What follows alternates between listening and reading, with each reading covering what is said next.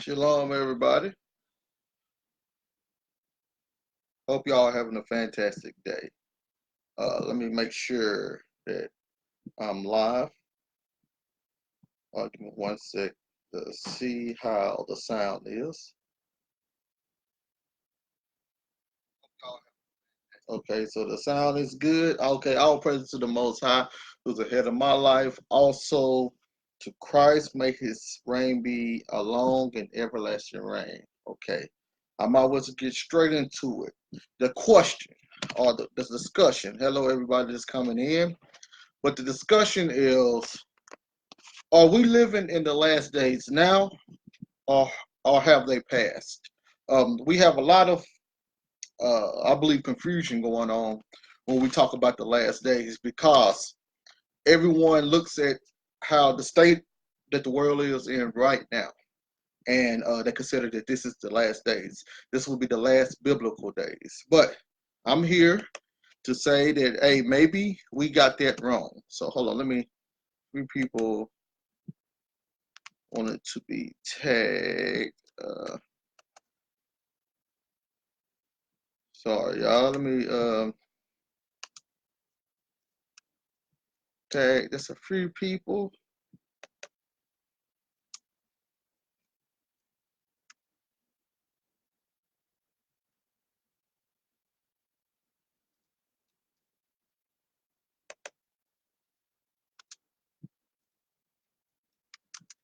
All right.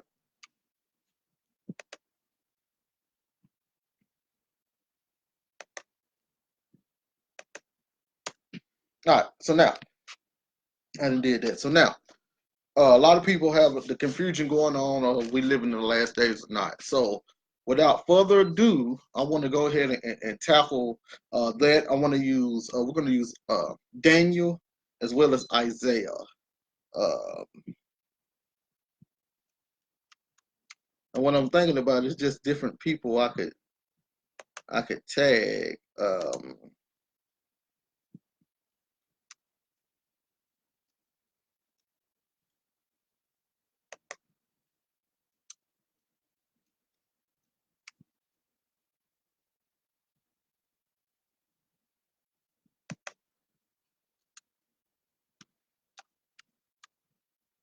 Just different people I can tag. And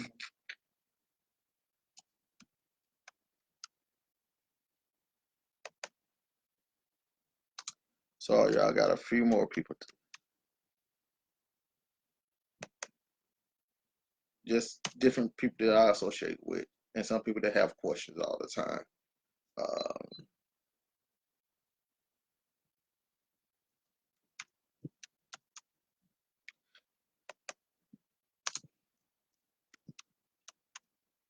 and yes, I was supposed to have a debate today with Nasi. I think some of his he had a conflicting schedule, so we wasn't able to do it. So now I got to push it, keep it pushing, and move on. So now, well, are we living in the last days now, or is the last days? Was the last days actually passed? I want to start reading that Daniel chapter 2, and I'm going to read. I'm gonna read it at 31. It says, "Thou, O King, sawest, and behold." In fact, I want to start at 28, 27. Daniel answered in the presence of the king and said, "The secret which the king hath demanded, cannot the wise men, the astrologers, the magicians, the soothsayers show unto the king? But there is a God in heaven that revealeth the secrets, and make it known to the king Nebuchadnezzar, which shall be in the latter days. Thy dream and the visions of thy head upon thy bed are these." So now, first thing first, Daniel let King Nebuchadnezzar know that the vision that he actually received was going to be the things that happen in the latter days. So now, the latter days, last days, all the same. But you got to understand now, where did the Most High allow King Nebuchadnezzar to stop in his vision? Because when the Most High stopped on the statue, That's the latter days that the Bible's talking about. That's the last days. So you cannot make your eschatology or your understanding of the Bible extend past what the Most High showed. So your last days has to line up with the last days that King Nebuchadnezzar saw. You can't get around that one. So now I want to go to verse 31. It says, "Thou, O king, sawest, and behold, a great image. This great image, whose brightness was excellent, stood before thee, and the form thereof was terrible. This image's head was of fine gold, his breast and his arms of silver, his belly and his thighs of brass, his legs of iron, his feet part of iron and part of clay." So that's the timeline that the Most High gave King Nebuchadnezzar. So according to the vision, when we get to the feet that's mixed with iron and clay, we are now in the last days. So let's see what happens in the last days. Verse 34, "Thou sawest till a stone was cut out without hands, which smote the image upon his feet that were of iron and clay, and brake them to pieces. Then was the iron, the clay, the brass, the silver, and the gold broken to pieces together, and became like the chaff of the summer threshing floors. And the wind carried them away, that no place was found for them. And the stone that smote the image became a great mountain and filled the whole earth." So, according to Daniel, when we get to the stone that breaks the image, it starts off small and it becomes a great mountain, and then it envelops the whole earth. So, from your doctrine, don't worry about what your doctrine tells you right now. We're starting from scratch. So, from what your doctrine what the Bible tells you is that this stone, right? This stone we have that starts off small and becomes a great mountain and fills the whole earth. This mountain would be Mount Zion, okay? This stone would be Christ, and his ministry would form into a mountain, which will be the new Mount Zion, and it would fill the whole earth. So in Hebrews, when we go to the book of Hebrews, it lets you know. See, this is why we got to have both the Old and New Testament, because if you don't, you're going to have a totally different understanding. So, according to Hebrews, all of the people, all of the patriarchs that died in faith, waiting on a continuing city that was to come, a heavenly Jerusalem. So that heavenly Jerusalem, and we see it coming down in the book of Revelation, chapter 21, that heavenly Jerusalem, according to Daniel, was going to take over the whole earth. So what that means is the whole earth becomes heavenly Jerusalem. Once again, the whole earth becomes Jerusalem. Now, let's walk this in our mind okay? You have a small stone, right, that breaks a mountain. Then that stone is small. It's very small. I wish I had some manipulatives. Sorry, y'all. This is just the elementary teacher in me. But I don't have really any small manipulatives. I guess I can use this right here. Give me one sec. Okay. We have a small stone, right? The stone strikes the stone. The stone becomes a mountain. It becomes a great mountain, okay? And then the mountain then fills the whole earth. So now, that means the whole earth becomes the mountain. The mountain was the stone.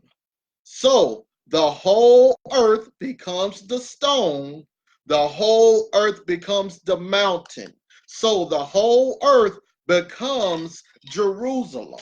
So when people are looking for a regathering in Jerusalem, according to Daniel, the whole earth becomes Jerusalem.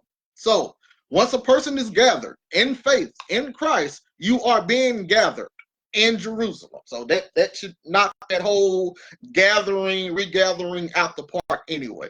So, but that's not the point. So let's keep reading in Daniel 2, because now we know that this is the last days passage. So now we go to, let's start at verse 36.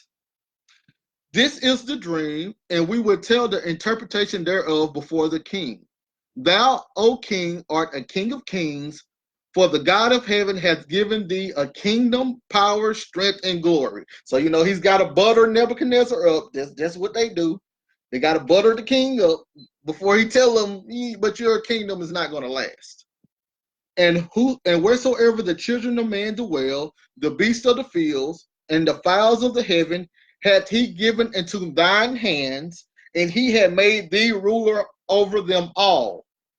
Thou art this head of gold. So, in the beginning, once you go back to Genesis, Adam was supposed to have dominion over the whole everything. He was supposed to have dominion of the earth. Mankind was actually dominion of the earth, the animals, and all of that stuff. They ate from the fruit, got booted out the garden. The curses of the earth came, which Noah did away with. But the point was that dominion that mankind was supposed to have, it was given to King Nebuchadnezzar. It was given over unto a Gentile. So this is where we should understand how dominion works. So now, verse 39, and after thee shall arise another kingdom inferior to thee, and another third kingdom of brass, which shall bear rule over all the earth. So now, the third kingdom is going to bear rule over all the earth. Okay? So we already have the whole earth being ruled by the third kingdom. So by the time you come in with the fourth kingdom, the third kingdom has already did all the work in subduing the earth. So now the fourth kingdom just got to pick up where that third kingdom left off, because the earth is already given over into one kingdom. So now, in the fourth kingdom, verse 40, and the fourth kingdom shall be strong as iron, for as much as iron breaketh in pieces and subdueth all things. And as iron that breaketh all these, shall it break in pieces and bruise. And whereas thou sawest the feet and the toes, part of potter's clay and part of iron, the kingdom shall be divided, but there shall be in it the strength of the iron, for as much as thou sawest the iron mixed with miry clay. So now, let's go down to 44. Because now we're at the end of the statue, right? We're at the feet. Verse 44, and in the days of these kings shall the God of heaven set up a kingdom, which shall never be destroyed. And the kingdom shall not be left to other people, but it shall break in pieces and consume all these kingdoms, and it shall stand forever. So, according to Daniel 2 and the interpretation, God sets up a kingdom, right? The God of heaven sets up a kingdom. We saw a little rock, right? A little stone. So this is God setting up a kingdom. Then the stone turns into a great mountain, and then the mountain inhabits or takes over the whole earth. So you see it here, the kingdom shall not be destroyed. Okay, so that means that kingdom will never be destroyed. That kingdom is everlasting. Never, ever be destroyed. Can nobody ever take over it. That kingdom. The kingdom shall not be left to other people, but it shall break. So it won't be left to people that don't deserve it. But it shall break in pieces and consume all these kingdoms, and it shall stand forever. So when it consumed the earth, that is the kingdom consuming all the other kingdoms. For as much as thou sawest that the stone was cut out of the mountain without hands, and that it break in pieces the iron, so he gives them that. So now, according to Daniel, that's the end. Okay? The end Now let's walk through this again, because when I say end, that's the end of prophecies. So no more prophecies. So let's just walk through it. If the stone comes and breaks all of the kingdoms, and an everlasting kingdom comes in place of it, which one of these have an end time?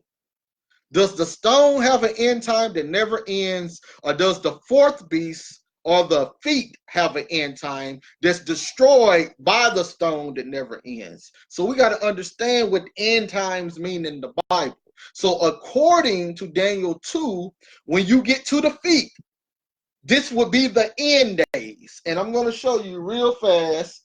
Let's just give you a quick glance real fast. Okay? This is what we saw right here. Once you get down here to the feet, these are the end days. This right here has no end days because it's forever. This comes in the end days, but it lasts forever. So when this comes in, it breaks all end days. So every end day prophecy in the Bible will be talking about this time period right here. Once again, every end day passage in the Bible in latter days would be talking about the feet right here. When this comes, this doesn't have an end days. So what do we have here? Moses covenant, Moses covenant, Moses covenant, Moses covenant, Moses covenant, new covenant. Once again, let me try to get this straight. Moses covenant, Moses covenant, Moses covenant, or you can say Palestinian if you want to say Moses did not have a covenant, but that's what I'm going to use. Moses covenant, new covenant. So I'm gonna do it one more time. Law of Moses, law of Moses, law of Moses, law of Moses, law of Moses, new covenant. Okay, so now hopefully we have that understood. So now I wanted to show you the kingdoms. Okay, this is the first kingdom territory, Babylon. The second kingdom territory, Medo-Persia.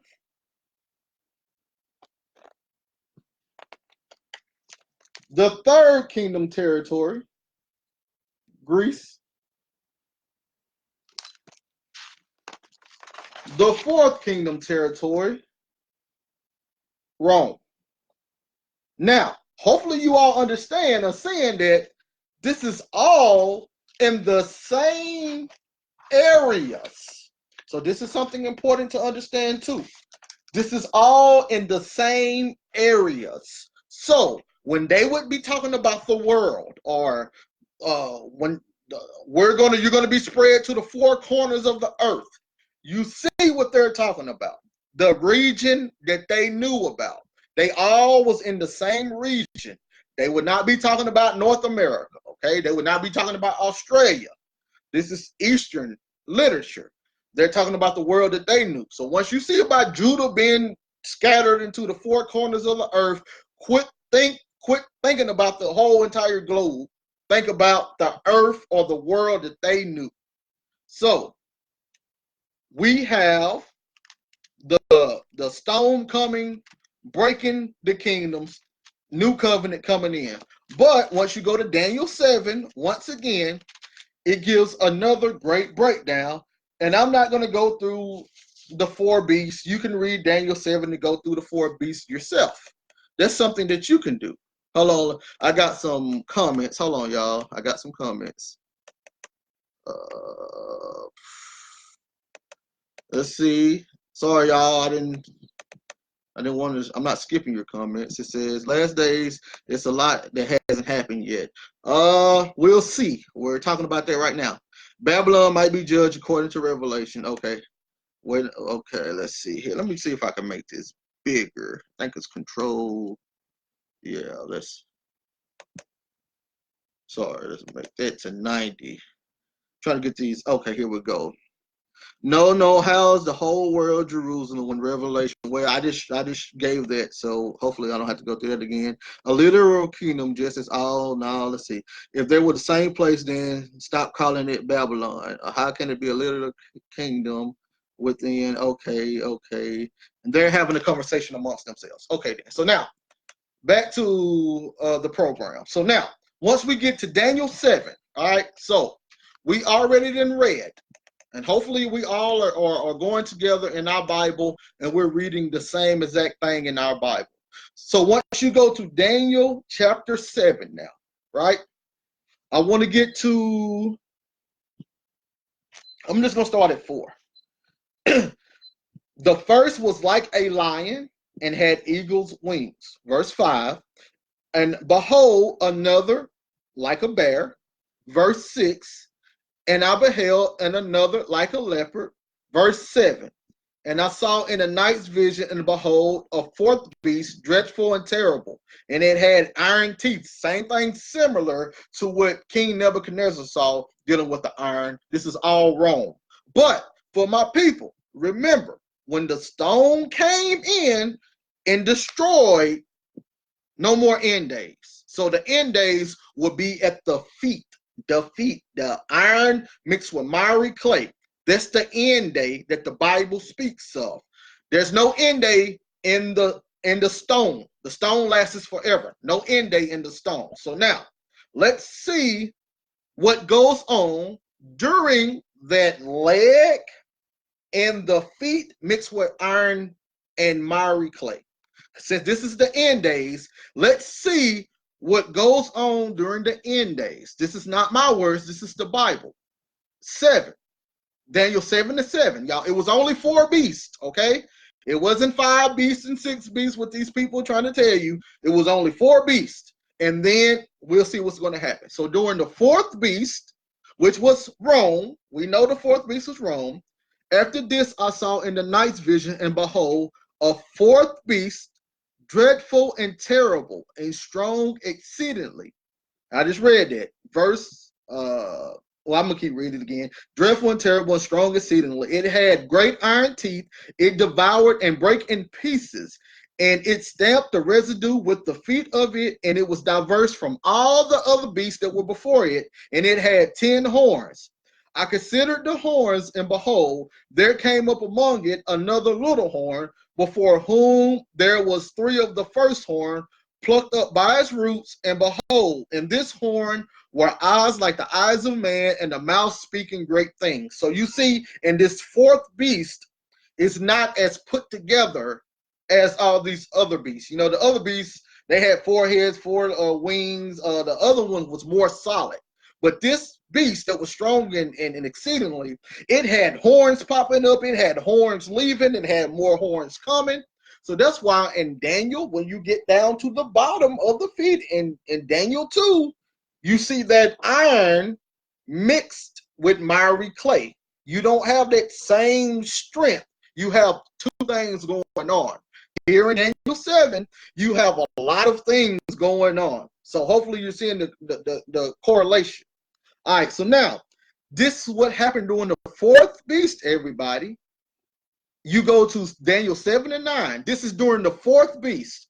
I beheld till the thrones were cast down, and the Ancient of Days did sit, whose garment was white as snow, and the hair of his head were like the pure wool. His throne was like the fiery flame, and his wheels as burning fire. Listen to verse 10.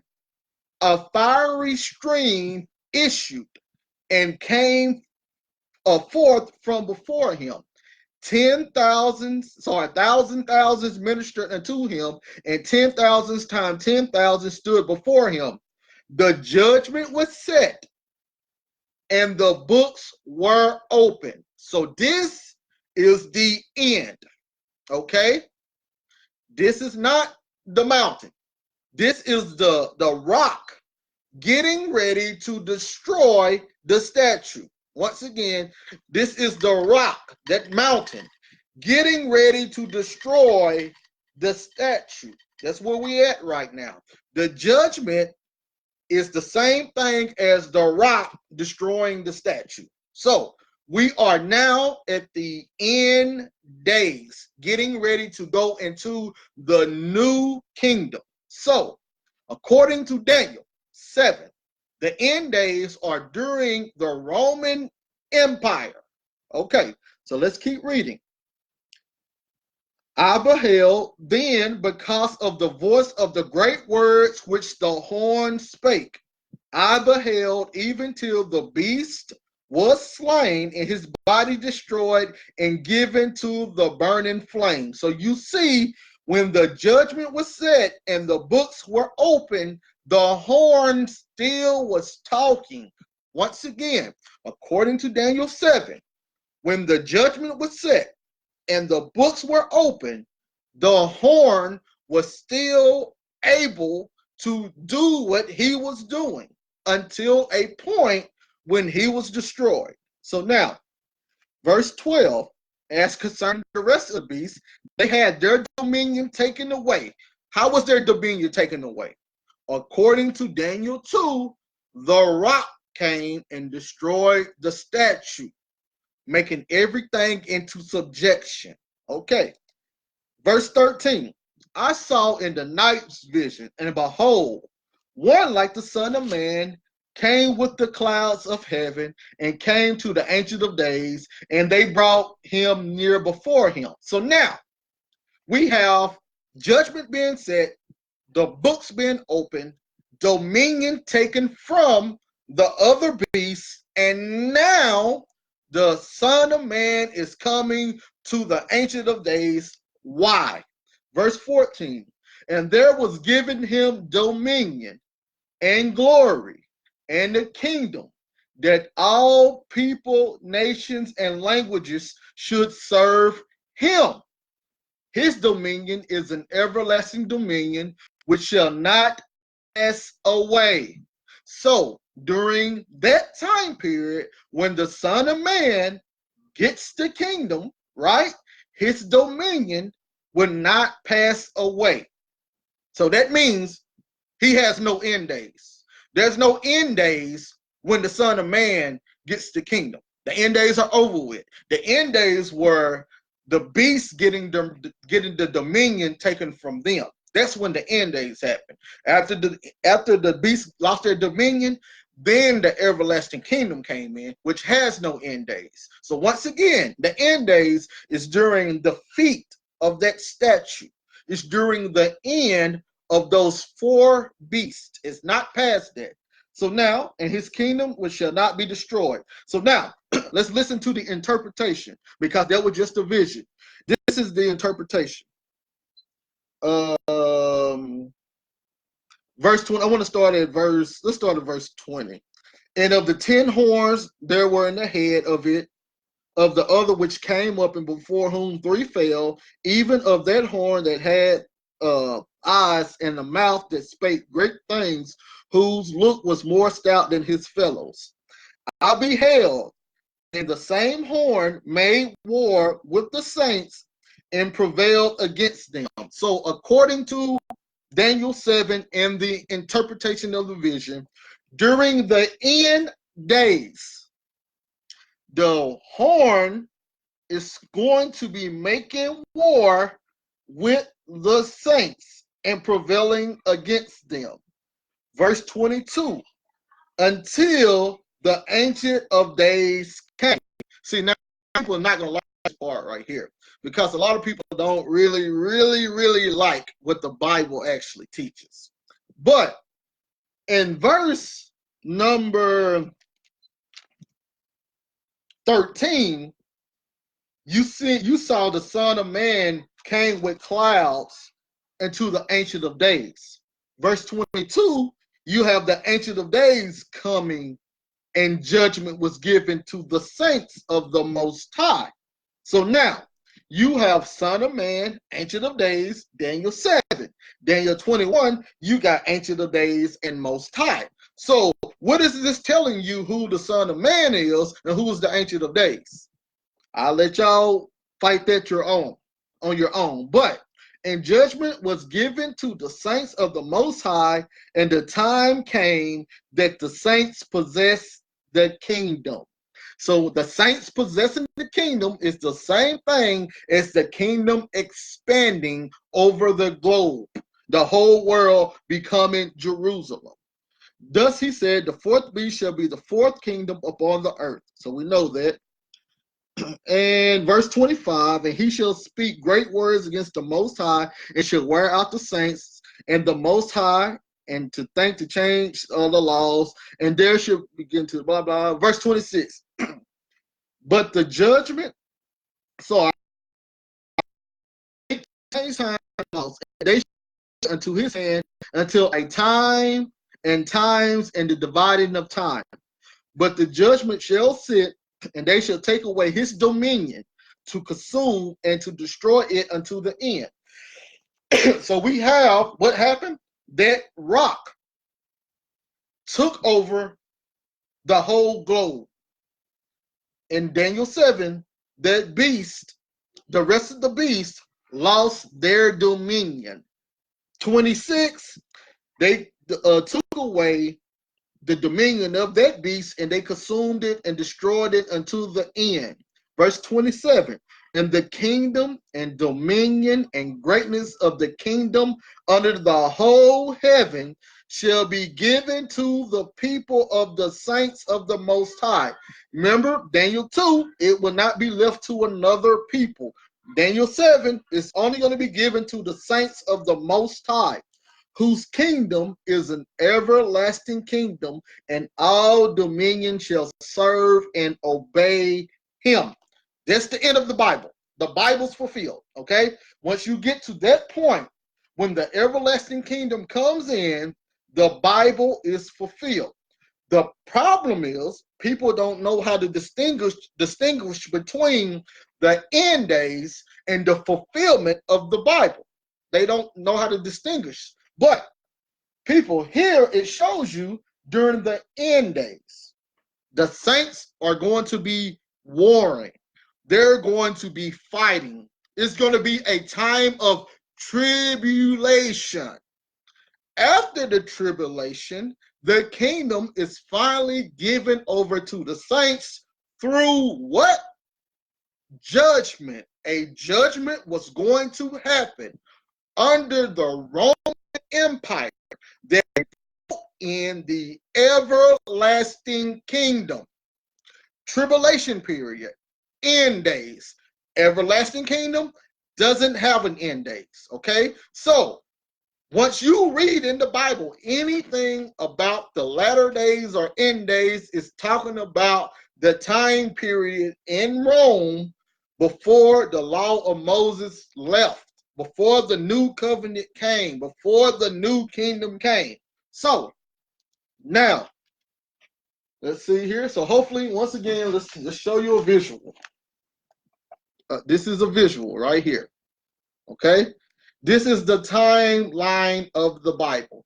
People want to teach you futurism and try to make it be about us, but this is the timeline of the Bible. The timeline that was given to Daniel was Babylon, Medo-Persia, Greece, Rome being split up, the everlasting kingdom. The Bible, this is the book for everybody that want to know. The book of Revelation is here and here. Once again, if you're reading the book of Revelation, the part of Daniel's statue that King Nebuchadnezzar saw is right here and right here. Once you read Matthew 24, you're right here and right here. Once you read any passage about last days and latter days, you are right here. Once you read anything about a new mountain, when everybody's flowing into the new mountain, you are right here. Okay? The new mountain don't have an end date. You are right here. Not down here. You're right here. So now we're going to go to Isaiah, and we're going to see what Isaiah teaches. Isaiah, a passage about the end days. Isaiah chapter 2. Let me get a little swig of my water. Isaiah chapter 2.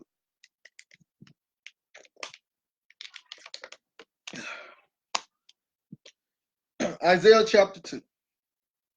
I'm going to start at verse 1. Everybody open up your Bible. Start at verse 1. The word that Isaiah, the son of Amos, saw concerning Judah and Jerusalem, and it should come to pass in the last days. Okay, so where are we at? Where are we at? Right here. We're right here. We're at the feet of the statue. Okay, we're at the feet. That's the last days. No last days. So we're at the feet.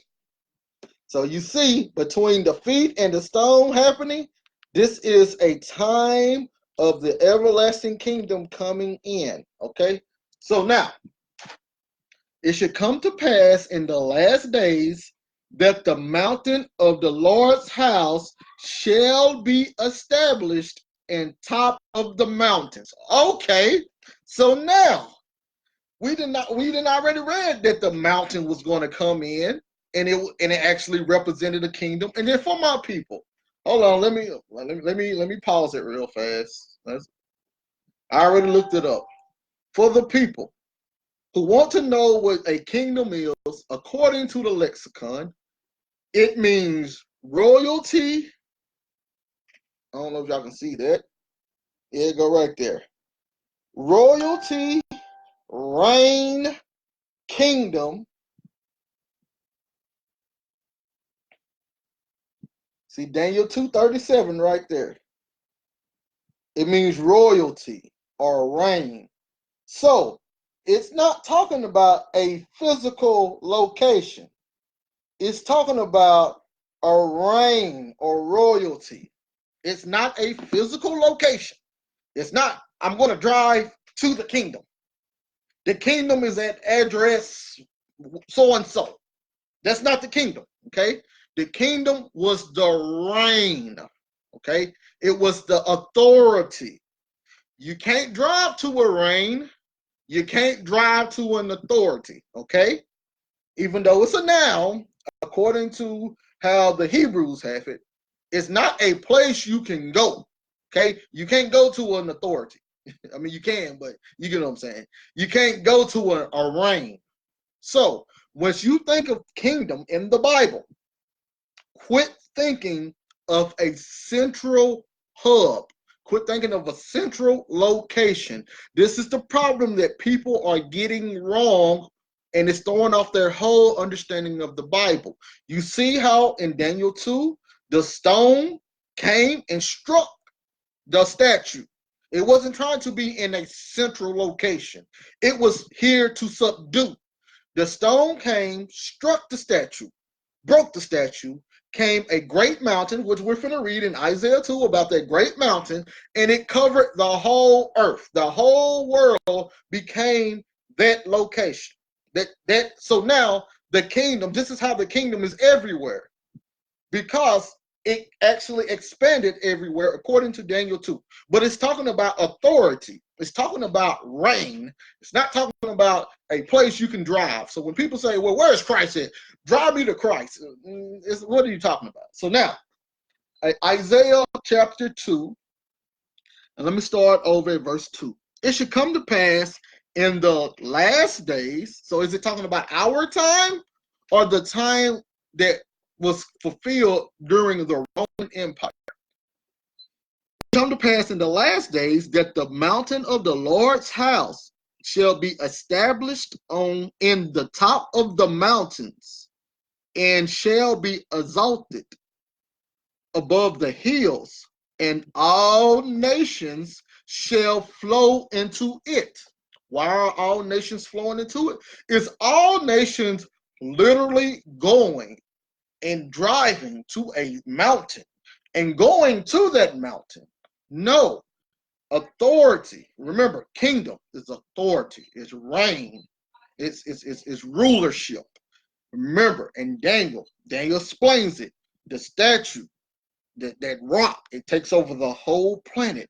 So they're flowing actually into the authority of Christ. We just read in Daniel 7 that Christ gets the kingdom. He gets the people. Well, the Son of Man, for the people who don't like Jesus Christ's name, Yahweh. I'm not going to play that game. The Son of Man, or Christ, or Jesus, or whatever, you can put any name you want there. He gets the people. He gets all people. It didn't say that he's just going to get the northern kingdom and southern kingdom. It said all nations. So this is Isaiah's poetry, poetic language, explaining how he is now in rulership of all nations. He's reigning over all nations. So now, and many people shall go and say, come ye, and let us go up to the mountain of the Lord, to the house of the God of Jacob, and he will teach us his ways. What are they doing? Now they're all coming and joining together under the authority, under the reign of the Father and the Lamb. You see this in Revelation, exactly what the vision is saying, how it played out. But they're actually going there. Not a central place, but becoming under his authority. So now in the New Testament, what does it look like? When Christ said, let's go there real fast, and then I'm going to come right back.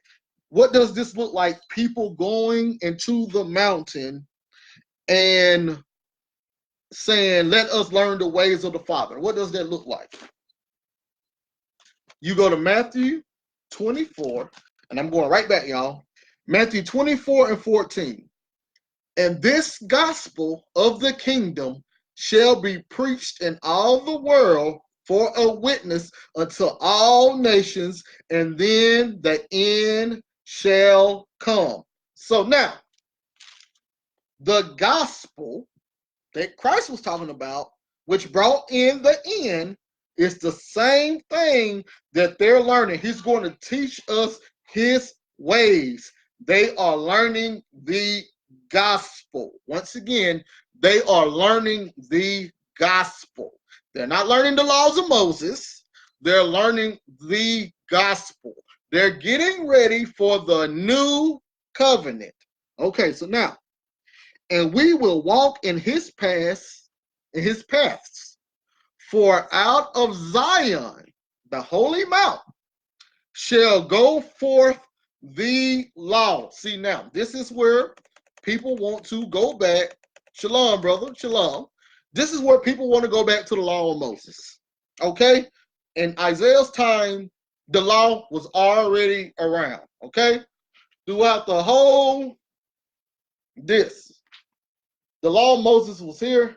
The law of Moses was here. The law of Moses was here. The law of Moses was here. The law of Moses was here. So, why do you guys think the law of Moses is going to go out again when all these places already had the law of Moses? The law of Moses was here throughout this whole time period. So, the law that he's talking about that was going out was the gospel.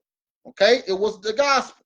It was the stuff that Christ was bringing in. It was the, baptized and he was bringing in the Eucharist, and he was bringing in, hey, y'all, I know we got all the laws, but actually the fulfillment of all the laws is those first two commandments. Love the Father above all, love your brother and your neighbors like you love yourself. That's going to fulfill all of that stuff you learned about Moses anyway. So this is what I need you guys doing. This is the commandments that I need y'all to worry about. He did not bring them no food, dietary this and none of that, no sacrifices or none of that. He was giving them the gospel, okay? So you can't go to Matthew 5 talking about, it says right here that Christ came to not to destroy the law. Yes, Christ said that during the law of Moses being still intact. We have read that the stone comes in and destroys everything. So let's keep going though. And the shall go forth the law and the word of the Lord from Jerusalem. People think this is literal Jerusalem. No, this will be heavenly Jerusalem. This will be the Jerusalem that encompassed the whole earth. That's why we went to Daniel first, because you got to know prophecy in order to understand what prophecy is about. Verse 4, And he shall judge among the nations, and shall rebuke many people, and they shall beat their swords into plowshares, and their spears unto pruning hooks. Nation shall not lift up sword against nation, neither shall they learn war any more. Okay, so let's go through this real fast. Let's see what's going on here. Let's walk through this. And he shall judge among the nations. What did it say? He in Daniel 2, he opened the book. The judgment was set. He shall judge among the nations and shall rebuke many people. Okay. And then what do Daniel 2, Daniel 7 say? Now he consumes the earth. All dominion is given over unto the saints and unto the Most High, to the Ancient of Days. Dominion is given over unto them. So, what does that look like? The people beating their swords into plowshares. In other words, all war instruments were being destroyed. Now, is he talking literal? No, none of this stuff is literal. This is poetry. This is poetic language. What he is saying is now it's going to be righteous people on earth, not learning war, not caring about robbing and killing and stealing and taking over territories. It's going to be people who actually follow the gospel and try to be, as Christ said, servants. To be serving. His kingdom is full of servants, not full of men, not men of war, but servants. Now you get to be a servant. You get to help your brother and sister. You get to display love. You get to love your brothers and sisters like you love yourself. You finally get to display that. That's what you're supposed to be doing. You're not worried about what they had going on throughout all the Old Testament. War, war, war, war, war. So now, this is how they did their kingdom back then. It was all through war. This kingdom is taken over another way, through the gospel. But now, hold on. Somebody said something. All right, but now, it says, neither shall they learn war anymore. And we know that most of the wars was coming through the curses and etc. They had to they had to punish Israel, and some of that stuff in the curses you can read in Deuteronomy 28 was other people coming in to sack Jerusalem. This is all warfare. So it's going to be no more curses, none of that stuff either. Verse 5, O house of Jacob, come ye, and let us walk in the light of the Lord. So now, I want to start looking at some reference verses, okay? Let's look at some reference verses. I want to break down some of this stuff more so we can look at some reference verses. Okay, it says, Isaiah 2:2, and it shall come to pass in the last days that the mountain of the Lord's house shall be established in the top of the mountains. So let's go to Revelation 21, 24, and 26. Revelation 21, 24 and 26. I think that's what I got. It says, and the nations of them which are saved shall walk in the light of it, and the kings of the earth do bring their glory and honor into it. Verse 26, and they shall bring the glory and honor of the nations into it. Now, where are they bringing all this stuff to? Well, according to Revelation 21, and 1 and 2, I saw a new heaven and a new earth. For the first heaven and the first earth was passed away, and there were no more sea. And I, John, saw the holy city, New Jerusalem, coming down from God out of heaven, prepared as a bride adorned for her husband. So you have New Jerusalem coming down and all people flowing into it. This is what Isaiah 2 was talking about. All people flowing into the new heavens new earth, the new Jerusalem. So now let's look at Isaiah 51.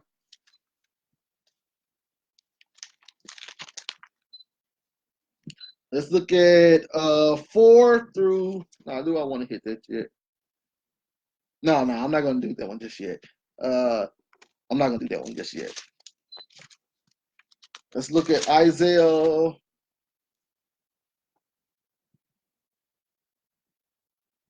55 and 11. So shall my word be that go forth out of my. I'm not gonna do that one yet either. It's so much, but y'all see, I'm gonna say that for the next verse. Let's go to Micah 4 and 1. Let's see if we can see what Micah 4 and 1 say. I'm saving all the other stuff for the next verse. Micah 4 and 1. It says, but in the last days it shall come to pass that the mountain of the house of the Lord shall be established in top of the mountains, and it shall be exalted above the hills, and people shall flow into it. Verse 2, and many nations shall come and say, come, let us go into the mountains. We read the same thing in Isaiah. Same exact thing. So you see, they're both talking about that same end days. So let's go to verse 3. I don't want to hold it up. And many people, Isaiah 2 and 3, and many people shall go and say, come ye, and let us go up to the mountain of the Lord, to the house of the God of Jacob, and he will teach us his ways, and we will walk in his paths, for out of Zion shall go forth the law. So now, let's go back to Isaiah 51 and 4. So now we can actually bring that out. Isaiah 51, and let's start at 3. For the Lord shall comfort Zion. He will comfort all her waste places. He will make her wilderness like Eden. Uh-oh. So what do we have here? What do we have here? We have, because this is the last day, and you're going to see this, we have Jerusalem in the wilderness going right back. He's turning it right back to Eden. We're going right back to Genesis. Now, what happened in Eden? What happened? What was so special about Eden? Hold on, let me get some water.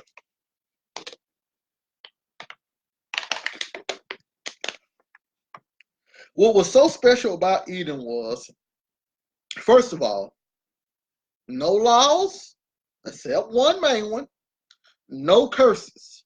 In the Garden of Eden, this is the time when mankind and the Father was able to have a one-on-one relationship.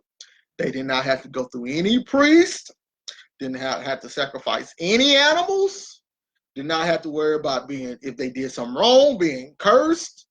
They didn't have to worry about none of that. They had was the Father was able to tabernacle with mankind. In the book of Adam, in the book of Genesis, you literally it says that the Father was just walking through the garden, walking through Eden, looking for Adam. So this is him tabernacling with man. This is all about the one-on-one relationship that he can have with the Father. So after the sin, man was separated. After they ate, mankind was separated from the Father. And he only dealt with certain individuals. And then he brought in eventually Israel. And he only dealt with one nation. But now, if we go right back to Eden, it wasn't a bloodline thing. It was the Most High tabernacling with mankind. Once again, that was the goal. That actually is the goal of the Bible. To get rid of sin so mankind can tabernacle, so the Father can tabernacle with mankind once again. Going right back to Eden. It started with Eden, it was going to end with Eden. That's actually what Revelation 22 is about. The new God. In Revelation 22, you actually see the tree of life. And where was the tree of life at? In the Garden of Eden. But Isaiah 51 and 3, for the Lord shall comfort Zion. He will comfort all her waste places, and he will make her wilderness like Eden, and her desert like the garden of the Lord. Y'all listen to what's going on. Joy and gladness shall be found therein, thanksgiving and the voice of melody. Hearken unto me, my people, and give ear unto me, O my nation. For a law shall proceed from me, and I will make my judgment to rest for a light of the people. Verse 5, my righteousness is near, my salvation is gone forth, and mine arm shall judge the people. The isles, this is the Gentiles, shall wait upon me, and on mine arm shall they trust. This is everybody flowing into the New Jerusalem. So, and I can go on and on about Isaiah 51. Y'all need to read this yourself. So Isaiah 51. But what is all this about, really? What is all of this really talking about? I got a law coming forth. We know it's the gospel. But where do we actually see this at? You can go to Jeremiah 31, because this is exactly what this is going to. Jeremiah 31 and 32. Start at 31. Behold, the days come, said the Lord, that I will make a new covenant with the house of Israel and with the house of Judah, not according to the covenant that I made with their fathers in the day that I took them by the hand to bring them out of the land of Egypt. So now, y'all listen. It's not according to the covenant he made with Israel in the wilderness. So you can't come with all of these laws, statutes, and commandments under that covenant, talking about the new covenant, have the exact same thing except the sacrificial system, when the Most High told Jeremiah that it's going to be not according to the covenant that I made with their fathers. So you can't make it according if he say not according. You can't try to find a way to twist it and say, well, no, he said not according. So you got to go and find out what actually was the covenant, all the things in that covenant, and say, okay, the new covenant don't have this. That's how you got to do it. So now, which my covenant they break, although I was a husband unto them, said the Lord. So this is covenant language. He was married to them, even though they became harlots. Verse 33, and this shall be the covenant. Now listen to the covenant that I will make with the house of Israel. After those days, said the Lord, this is the covenant. I will put my law in their inward parts and write it in their hearts, and will be their God, and they shall be my people. This was the point of the new covenant, to have the laws inwardly, so the Most High could once again tabernacle with mankind, starting with Israel. Starting with Israel, Israel be the light to the Gentiles flow into the new covenant. That's or the kingdom. That's how it goes. But the covenant was for the laws to go in the inward part. He didn't say the law of Moses. This is what y'all want it to be. Some people want it to be the law of Moses. No, he said my law. It's going to be a new type of law. And it was going to be on their inward parts, and he was going to write it on their parts, and he was going to finally be their God, and they was going to finally be his people, going right back to Genesis, right back to the Garden of Eden. But this is that Isaiah 2:3. A law shall go forth. A law shall go forth. Isaiah 51. My law shall go forth. Isaiah 55. Let's read Isaiah 55 and 11, just in case people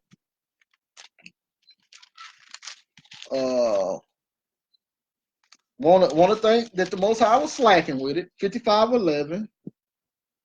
Well, let's start at 3. Incline your ear and come unto me. Hear, and your soul shall live. I will make an everlasting covenant with you, even the sure mercies of David. That's the everlasting covenant. Verse 11.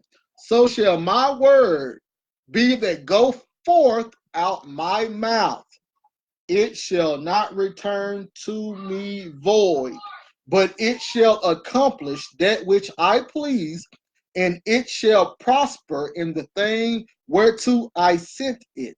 For ye shall go out with joy and be led forth with peace. The mountains and the hills shall break forth before you into singing, and all the trees of the field shall clap their hands. Instead of thorns shall come up fir trees, and instead of briars shall come up myrtle trees. And it shall be to the Lord for a name, for an everlasting sign that shall not be cut off. Once again, what was said there? The thorns and the briars was replaced with trees. When was the trees replaced with thorns and briars? This is what happened. This was a curse dealing with the Garden of Eden. Once again, the thorns and the briars start coming up. It was a curse dealing with the Garden of Eden. Hopefully you understand what the Bible's trying to do. It's trying to get us back into the Garden of Eden. That's the point of the Bible. Get us right back into the Garden of Eden. Not a literal Garden of Eden, okay? The mind, the relationship. But now, I think we got that. I'm going to read Isaiah 2, and I'm going to go to verse number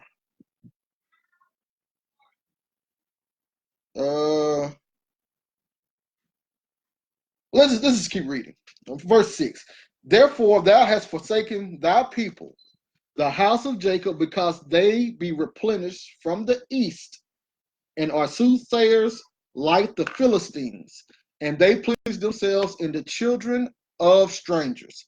Their land shall be full of silver and gold, neither is there any end of their treasures. Their land is also full of horses, neither is there any end of their chariots. Their land also is full of idols. They worship the work of their hands, that which their own fingers have made. Verse 9. And the mean man boweth down, and the great man humbled himself, therefore forgive them not. Look at verse 10. Enter into the rock, and hide thee in the dust, for fear of the Lord and for the glory of his majesty.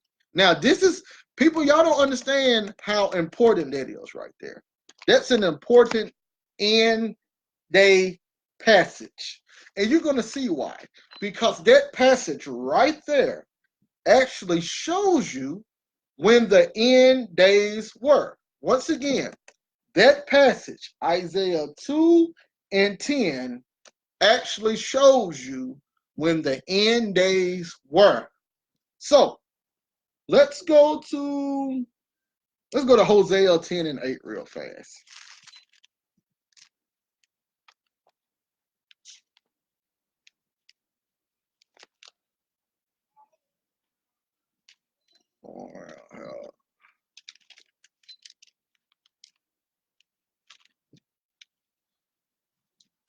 Hosea 10 and 8.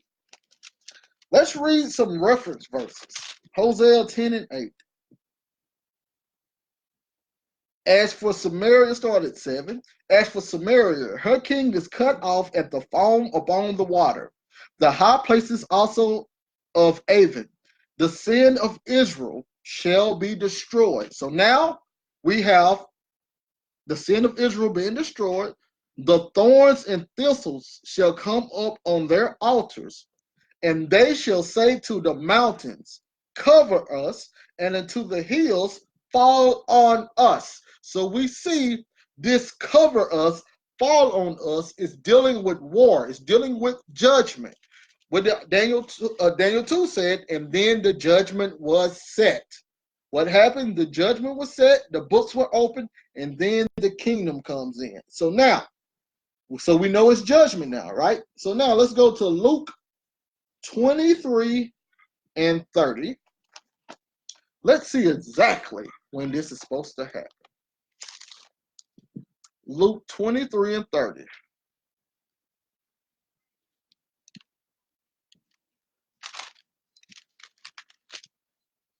Luke 23 and 30 says,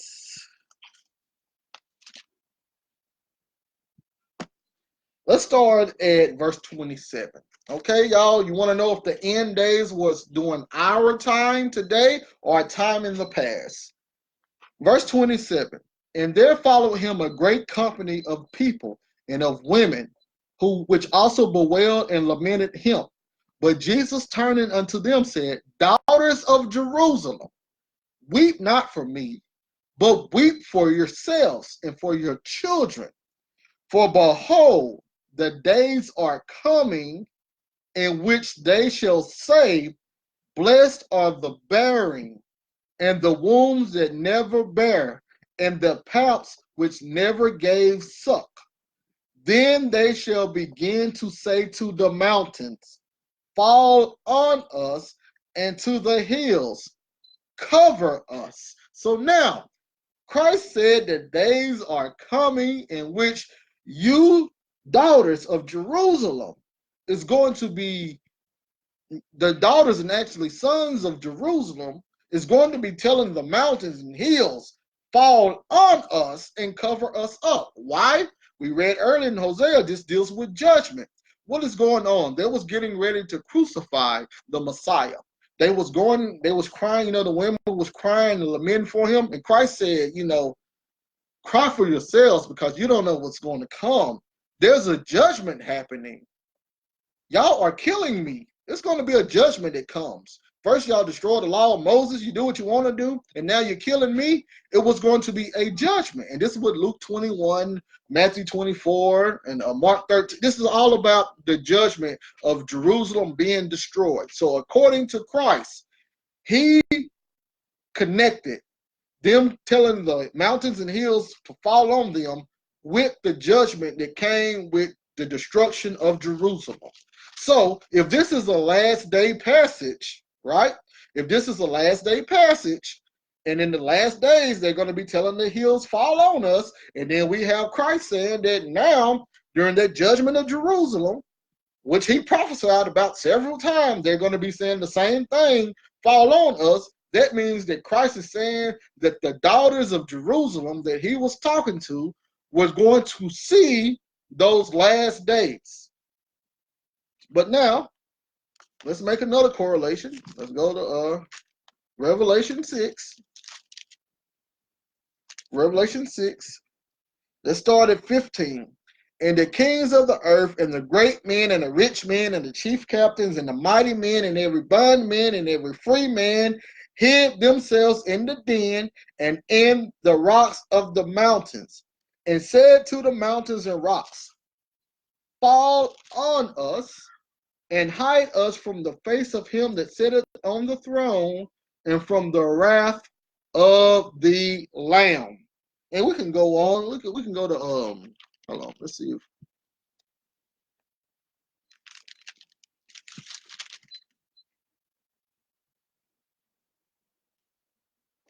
No, we're not gonna go there. We're not gonna go Joel 2:11. But hopefully you see what's going on here. So Isaiah 2:11. The lofty looks of man shall be humbled, and the haughtiness of men shall be bowed down, and the Lord alone shall be exalted in that day, the last day, right? This was the day we read in Revelation that the chief captain and the mighty man and all the free men and the bondmen, they ran and hid themselves into the mountains, saying, Fall on us and hide us from the wrath of the Lamb. So this is what this is talking about. That same last day in Revelation is the same last day in Isaiah 2. And according to Christ, this same thing that was going to happen in his generation was what Isaiah 2 in Revelation is actually talking about. The last days was Christ's generation, not ours. But let's keep reading.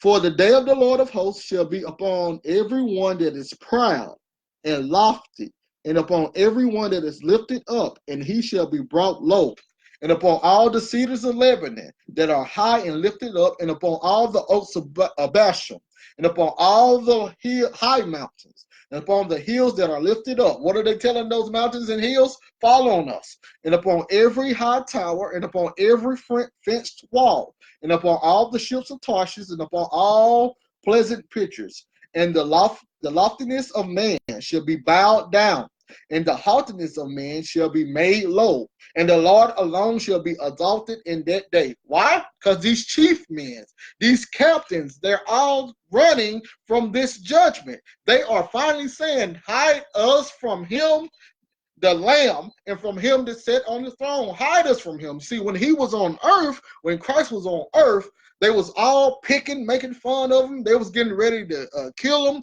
They was spitting on him. They was slapping him. They, when he was on the cross, he said, Eli, Eli. I don't know the rest of it, but it was in Aramaic, and they was like, oh, he's calling Eli. And if you the Son of God, make him come down. Tell God to come down and rescue you. And they was doing all of that. On they gave lots for his clothes, but when that judgment came, you read it in Revelation, those same people, that same generation, now they are running and hiding. Now the only person that is being exalted now is that same person that they laughed to scorn, which was Christ. This is what this is about. Isaiah 2:18, and the idols he shall utterly abolish. Verse 19 again, and they shall go in the holes of the rocks and in the caves of the earth, for fear of the Lord and for the glory of his majesty, when he arises to shake terribly the earth. In that day a man shall cast his idols of silver and his idols of gold, which they made each one for himself, to worship to the moles and to the backs, and to go into the, look, says it again, verse 21, and to go into the clefts of the rocks and into the tops of the ragged rocks, for fear of the Lord and for the glory of his majesty, when he arises to shake terribly the earth. People are talking about earth supposed to be destroyed. Well, we see what's happening here. This heaven and earth shaking, especially this earth shaking, these earthquakes is actually dealing with destruction. But once again, Revelation 6 and 16, and said to the mountains and rocks, fall on us and hide us from the face of him that sitteth on the throne and from the wrath of the Lamb. For the great day of his wrath is come, and who shall be able to stand? This is what this is talking about. Verse 22, cease ye from man, whose breath is in his nostrils, for wherein is he to be accounted of? So now we have the end days, right? Now, what's going to happen in the end days? Because I like how Isaiah put it all together. In the end days, the mountain of the Lord house was going to be established, and in the middle of that establishment, in the middle of this being established, a judgment, a war was going on. You can read the same thing in Daniel 2. Judgment was set, the books were open, and then then the Son of Man came and he received the kingdom. I'm putting both visions together. But this is what happened. The kingdom established, destruction, the kingdom brought. The kingdom being established, or the way I would rather put it would be the judgment being set, and then the kingdom established. But right here we see the kingdom is actually getting ready, and then the judgment happened, and then the kingdom was brought in. So that's what you see in Daniel 2. You can't have an end of days, the end days, at the stone. The end days ends when the stone comes in and destroys the statue. So let's fast forward it to the end days, right? Let's fast forward it. Let's see what this looks like. Well, you can go to my favorite one first, off top. You can go to Hebrews.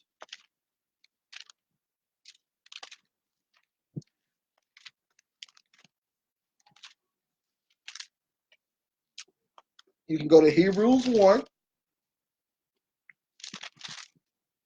1 and 2.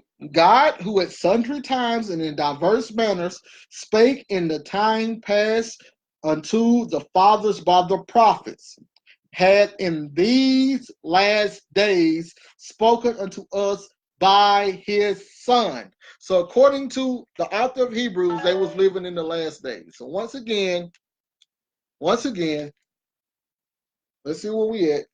Once again, the author of Hebrews, he was writing in this time period, okay? He was writing in this time period, okay? He was writing during the feast. These were the last days. But let's keep reading. Let's keep reading Hebrews and let's see what's going on.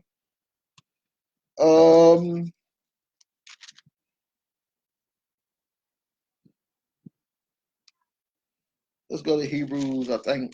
Let's go to, I'm just going to start see what we can have.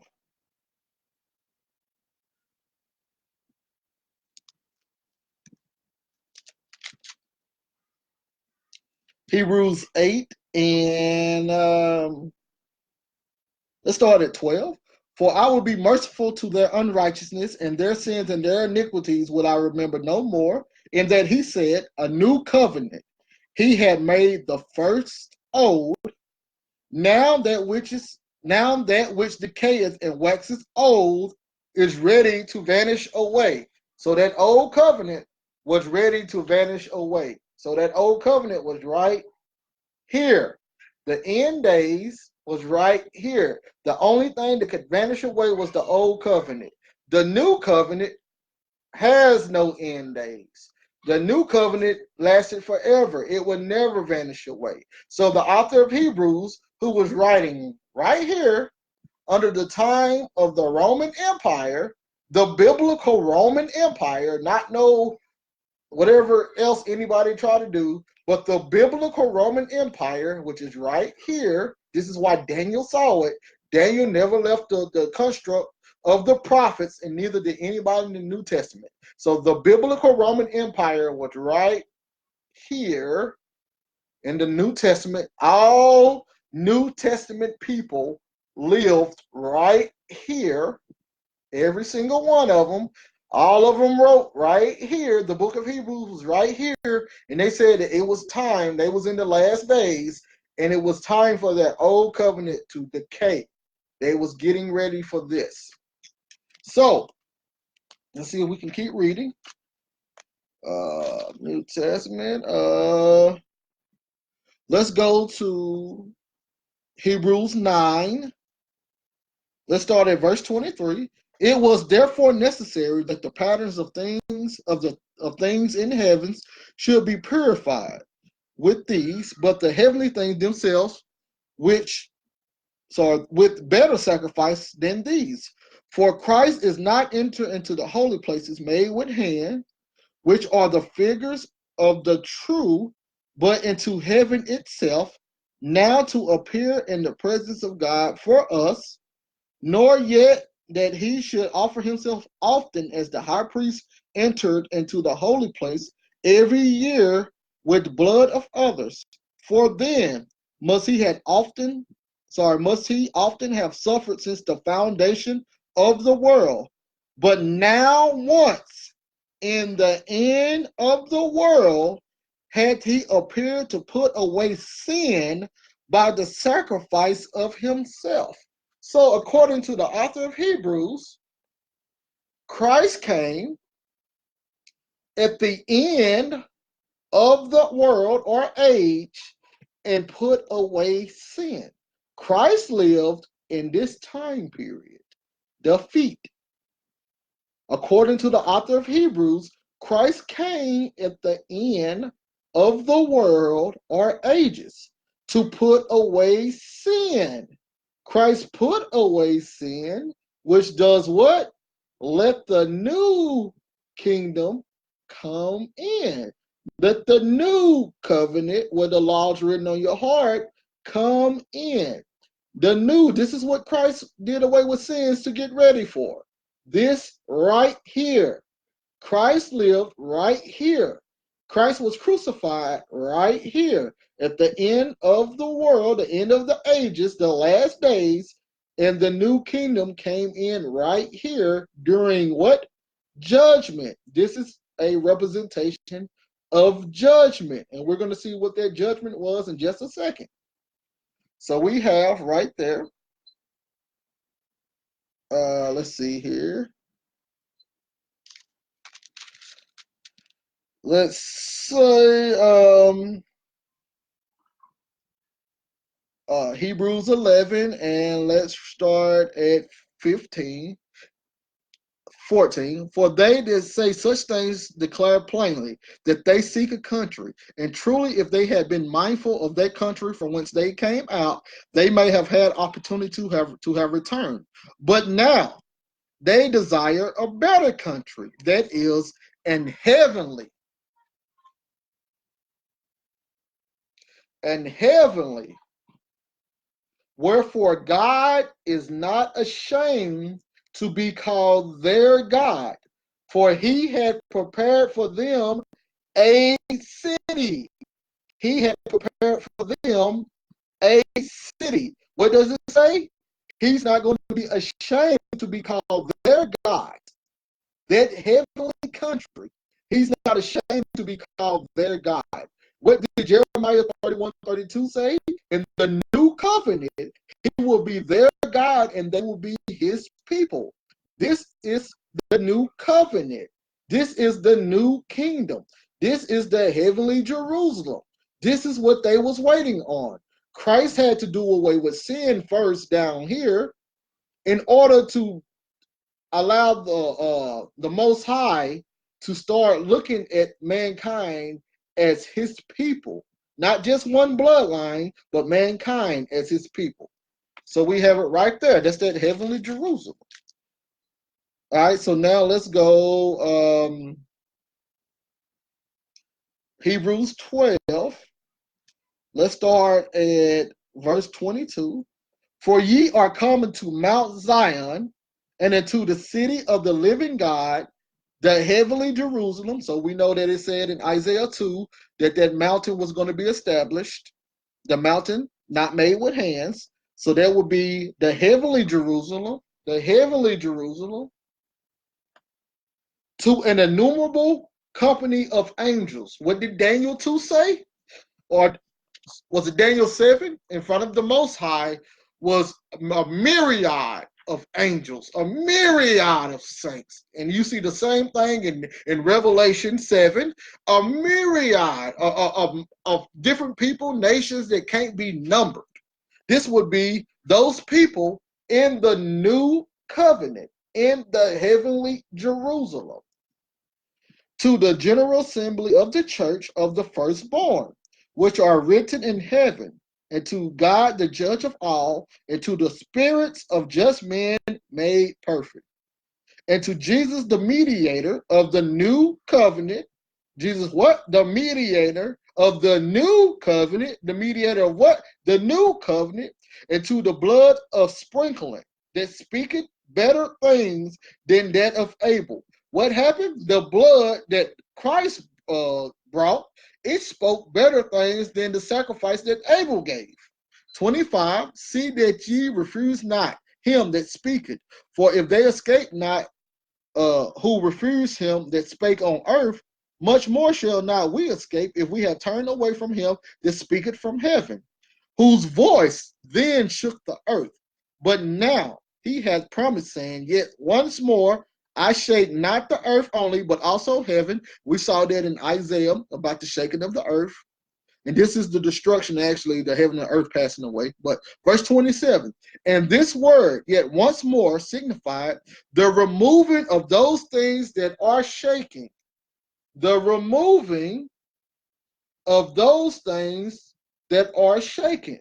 According to Daniel 2, what did the stone do? It destroyed the whole statue. It removed the whole statue. So Hebrews is right here, right now. I'm talking about what's going to happen. Listen to the words. And this yet once more signified the removing of those things, the removing of those things that are shaken. Sorry, where we at?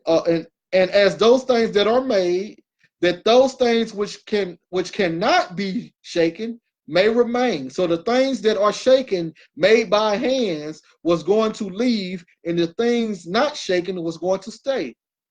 Wherefore we, receiving a kingdom which cannot be moved, let us have grace whereby we serve God acceptably with reverence and godly fear, for our God is a consuming fire. So, according to the author of Hebrews, they were getting ready, not us, but they were getting ready to receive this kingdom.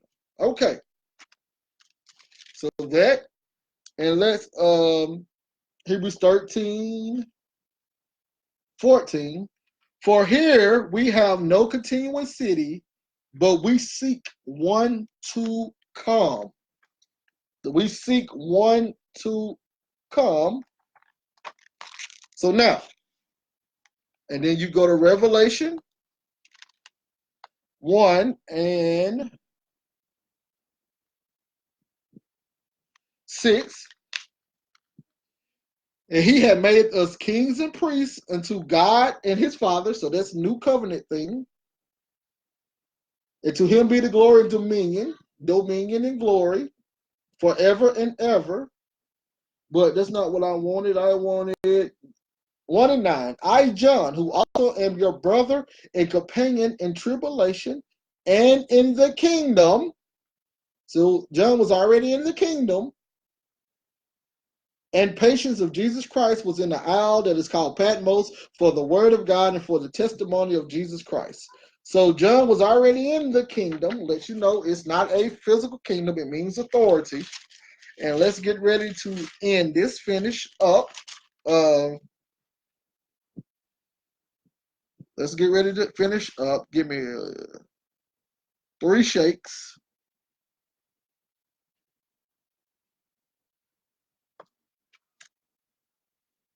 Sorry, y'all. And I'm about done. Of course, my phone will lock up.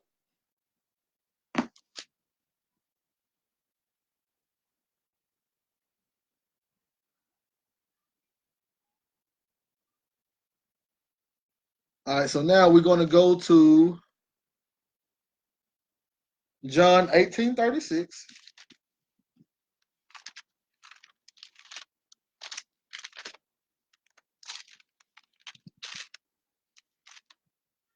John 18:36.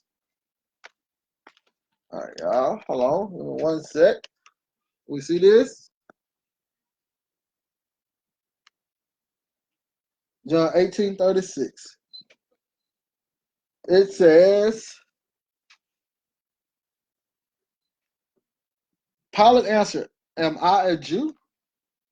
Thine own nation and chief priests have delivered thee unto me. What hast thou done? Jesus answered, My kingdom is not of this world. If my kingdom were of this world, then would my servants fight, that I should not be delivered to the Jews. But my kingdom is not from hence. Pilate therefore said unto him, Art thou a king then? Jesus answered, Thou sayest that I am a king.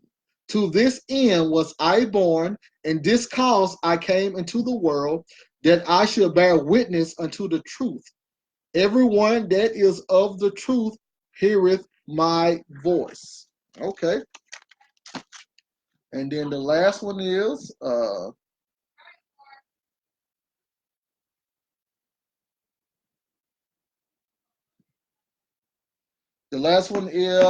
Luke 17. Luke 17.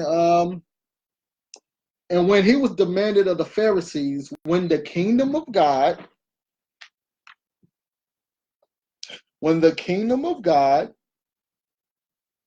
should come, he answered them and said, The kingdom of God comes not with observation, neither shall they say, Lo here or lo there.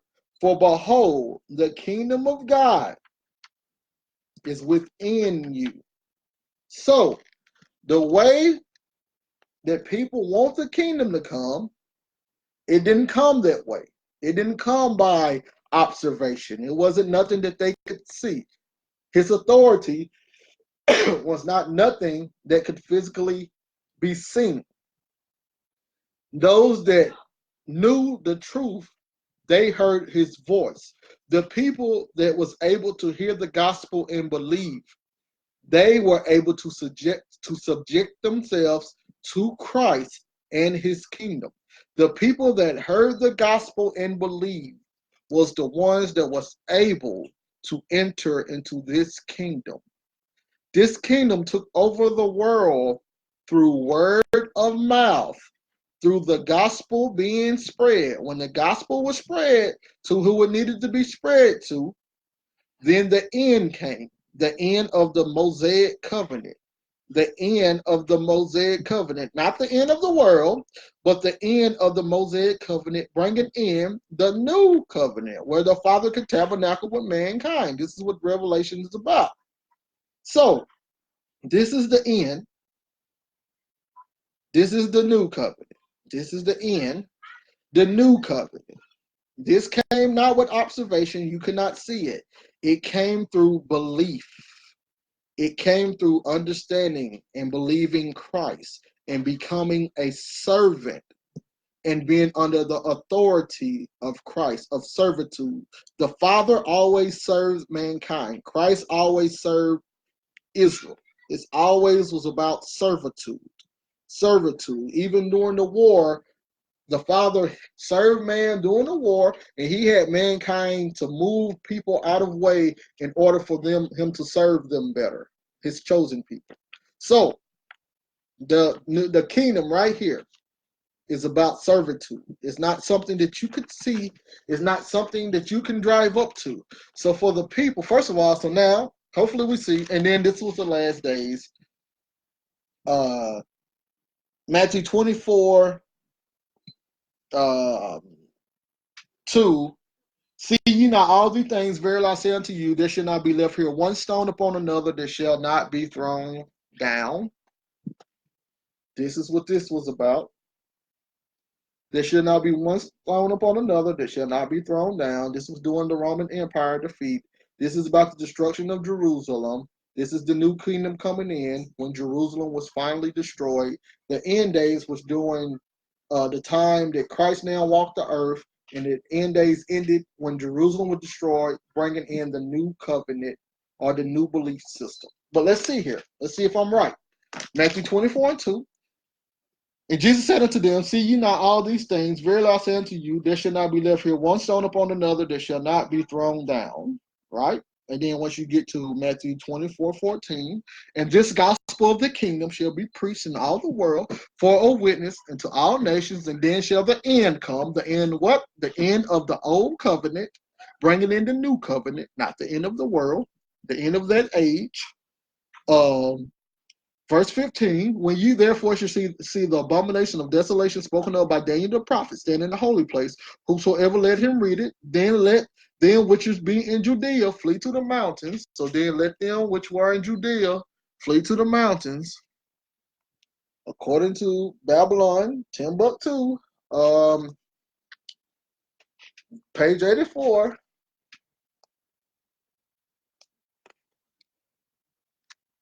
Let's see.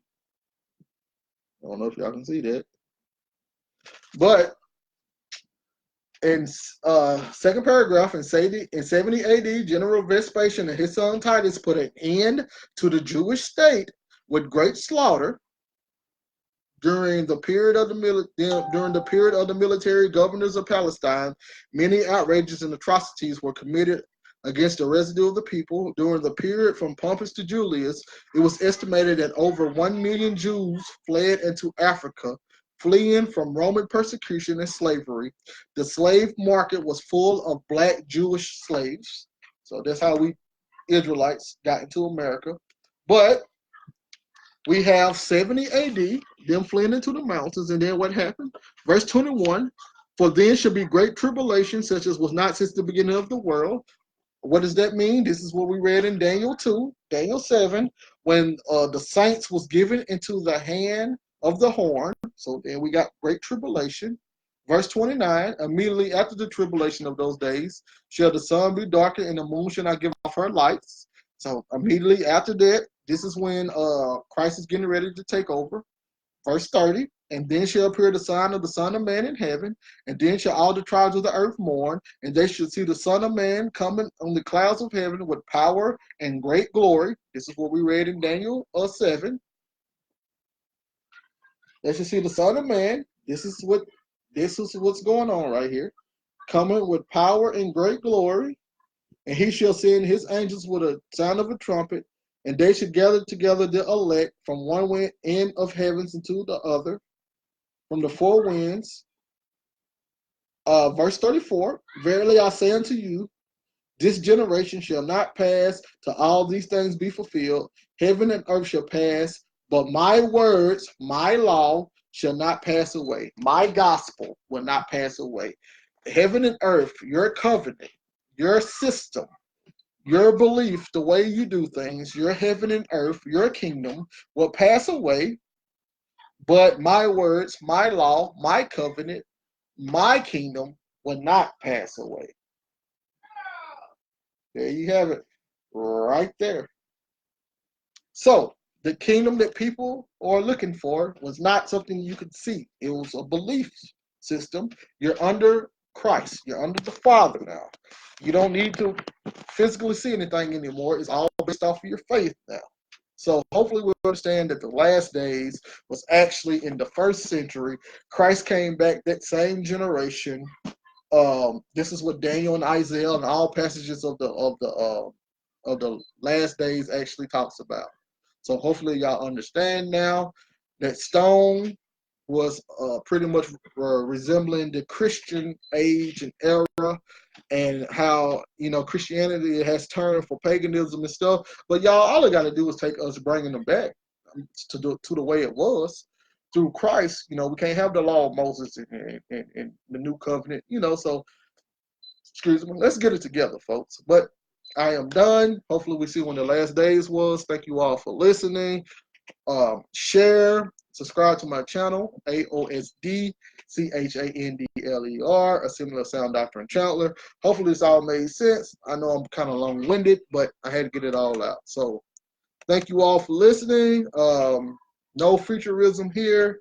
Everything has been fulfilled in the Bible. We are now in the new covenant. Keep your mind idea on Christ and the Father, and you will be okay. Shalom to everybody. Thank you.